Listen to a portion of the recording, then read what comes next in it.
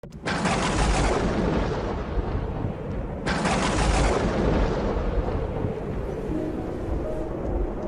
ce temps-là, Jésus disait à ses disciples, « Sois sans crainte, petits troupeaux. Votre Père a trouvé bon de vous donner le royaume. Vendez ce que vous possédez et donnez-le en aumône. Faites-vous des bourses qui ne s'usent pas, un trésor inépuisable dans les cieux, là où le voleur n'approche pas, où la mythe ne détruit pas. Car là où est votre trésor, là aussi sera votre cœur. Restez en tenue de service, votre ceinture autour des reins et vos lampes allumées.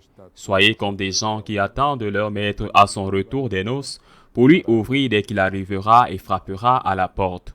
Heureux ces serviteurs-là que le maître à son arrivée trouvera en train de veiller. Amen, je vous le dis. C'est lui qui, la ceinture autour des reins, les fera prendre place à la table et passera pour les services, s'il revient vers minuit ou vers 3 heures du matin, et qui les trouve ainsi, heureux sont-ils. Vous le savez bien, si le maître de maison avait su à quelle heure le voleur viendrait, il n'aurait pas laissé percer le mur de sa maison. Vous aussi, tenez-vous prêts. C'est à l'heure où vous n'y penserez pas que le Fils de l'homme viendra. Pierre dit alors, « Seigneur, est-ce pour nous que tu dis cette parabole, ou bien pour tous ?» Le Seigneur répondit, « Que dire de l'intendant fidèle et sensé à qui le maître confiera la charge de son personnel pour distribuer en temps voulu la ration de nourriture? Heureux ce serviteur que son maître en arrivant trouvera en train d'agir ainsi. Vraiment, je vous le déclare, il établira sur tous ses biens. Mais si le serviteur se dit en lui-même, « Mon maître tarde à venir », et s'il se met à frapper les serviteurs et les servantes, à manger, à boire et à s'enivrer, alors, quand le maître viendra, le jour où son serviteur ne s'y attend pas, et à l'heure qu'il ne connaît pas, il l'écartera et lui fera partager le sort des infidèles. Le serviteur qui, connaissant la volonté de son maître, n'a rien préparé et n'a pas accompli cette volonté, recevra un grand nombre de coups. Mais celui qui ne la connaît pas et qui a mérité des coups pour sa conduite, celui-là n'en recevra qu'un petit nombre. À qui l'on a beaucoup donné, on demandera beaucoup. À qui l'on a beaucoup confié, on réclamera davantage. Acclamons la parole de Dieu. Le Seigneur est venu pour nous sauver. Il n'est pas venu nous condamner. Dieu n'a pas envoyé son Fils dans le monde, son Fils Jésus. Dieu comme Père et comme Esprit Saint n'a pas envoyé son Fils dans le monde pour condamner le monde, mais pour le sauver. Je crois que c'est la meilleure nouvelle qui puisse jamais être donnée, qui n'a jamais été donnée dans l'histoire de l'humanité. Il y a le salut, il y a la vie éternelle, mais ce n'est pas totalement gratuit. Comment va-t-il sauver quelqu'un qui ne veut pas être sauvé? C'est le Seigneur qui sauve. C'est le Seigneur Jésus, le Sauveur. Mais celui qui rejette le salut ne peut être sauvé. Dieu nous a créés à son image et à sa ressemblance, c'est-à-dire qu'il nous a créés libres et respecte notre liberté avec douleur parce qu'il veut notre salut, mais respecte notre liberté lorsque nous décidons de nous condamner. Ce n'est pas le Seigneur qui nous condamne, c'est nous qui nous condamnons. Nous nous condamnons quand nous rejetons le salut de Dieu. Dieu ne condamne personne, tout comme un bon professeur n'échoue pas, mais c'est l'élève qui échoue parce qu'il n'a pas voulu étudier. Dieu est le Dieu de miséricorde et sa miséricorde se manifeste par le pardon.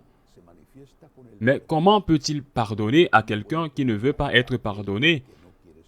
Ce n'est pas que Dieu soit moins miséricordieux ou moins bon parce que quelqu'un va en enfer. Dieu a fait tout son possible. Il est même mort sur la croix. Mais si celui qui va en enfer n'a pas voulu recevoir ce sang versé, ce n'est pas la responsabilité de Dieu. C'est la responsabilité de celui qui a rejeté le salut. Qui le fait? Qui va en enfer? C'est un mystère que nous ne connaissons pas. Nous savons qui va au ciel, qui sont au moins les saints canonisés, mais nous ne savons pas qui va en enfer. C'est un mystère. Mais Jésus le Seigneur qui est venu nous sauver en nous avertissant. L'enfer existe et il ne nous le dit pas parce qu'il veut nous faire peur ou parce qu'il veut que nous vivions dans la terreur. Il nous le dit par amour. Je répète, c'est le professeur qui dit par amour pour ses étudiants. Il va y avoir un examen. Je ne plaisante pas, d'autant plus que ce professeur, Jésus, est si bon qu'il nous donne les réponses à cet examen. Le professeur dit aux étudiants, il va y avoir un examen. D'abord, celui qui échoue ne va pas réussir le cours. Mais, puisque je veux que tu réussisses, je vais donner les questions et les réponses de l'examen. C'est assez facile de passer comme ça. Regarde, les questions sont celles-ci et les réponses aux questions que je vais vous poser sont celles-là. C'est assez facile. Le Seigneur nous a dit, il nous a donné les questions et les réponses. Je vais vous demander, j'ai eu faim. Quelle réponse allez-vous me donner? Je t'ai nourri ou je ne t'ai pas nourri? Si tu me dis que je t'ai nourri, je te dirai, viens béni de mon Père. Et si tu me dis, je ne t'ai pas nourri, je te dirai, va maudit par mon Père. Mais je vous ai donné les questions et les réponses parce que c'est l'amour, parce qu'il vient nous sauver, il ne vient pas nous condamner. Nous nous condamnons nous-mêmes et connaissant ces questions et les réponses que nous devons donner, nous ne donnons pas les bonnes réponses. Alors je relis ce que dit l'Évangile aujourd'hui. À quoi bon avoir des biens si tu n'es pas prêt à entrer au ciel? Vends tes biens et fais l'aumône. Fais des sacs qui ne s'abîment pas et un trésor inépuisable dans le ciel où les voleurs ne s'approchent pas et où la mythe ne les vole pas. Car là où est ton trésor, là aussi sera ton cœur. Où est mon trésor? Mon trésor est-il dans les biens ou mon trésor est-il en Christ? Si mon trésor est dans le Christ, je vis en attendant, souhaitant être avec le Christ. Ici sur terre, par exemple, avec l'Eucharistie. Si mon trésor est dans le Christ, un jour dans l'Eucharistie sans l'Eucharistie est un jour perdu, bien que dans certains cas, il puisse être remplacé par la communion spirituelle qui est un palliatif, même si ce n'est pas du tout pareil. Mais un jour sans être avec le Christ, sans prière, sans communion, un jour sans être avec Marie, sans le rosaire, est un jour perdu. Mon trésor, c'est le Christ. Maintenant, si mon trésor, c'est le Christ, je ne veux pas être avec le Christ seul ici. Je crois en la vie éternelle. Et donc, je veux être avec le Christ ici, maintenant, à chaque minute et plus tard, dans la chose la plus importante, qui n'est rien de moins que l'éternité, parce que c'est si peu. C'est si peu de temps que ce qui compte, c'est ce qui est au-delà. Donc, si mon trésor, c'est le Christ, je dois être prêt à répondre aux questions que le Seigneur va poser. Il a dit, vendez vos biens et faites l'aumône. Il ne dit pas, vendez tous vos biens. Il dit, vendez vos biens, c'est-à-dire une partie de vos biens.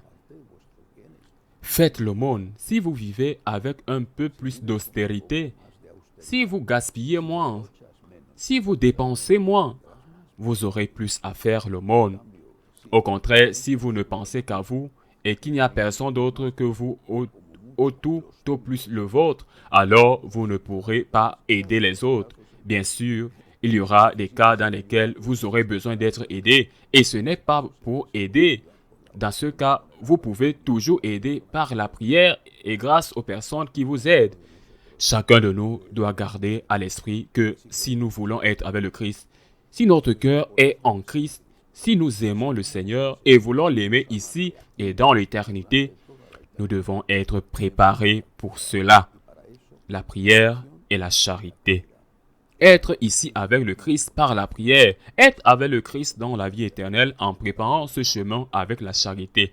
Une charité qui demande des efforts, qui demande de la persévérance, mais qui sera richement récompensée quand viendra l'heure de la mort. Ainsi soit-il.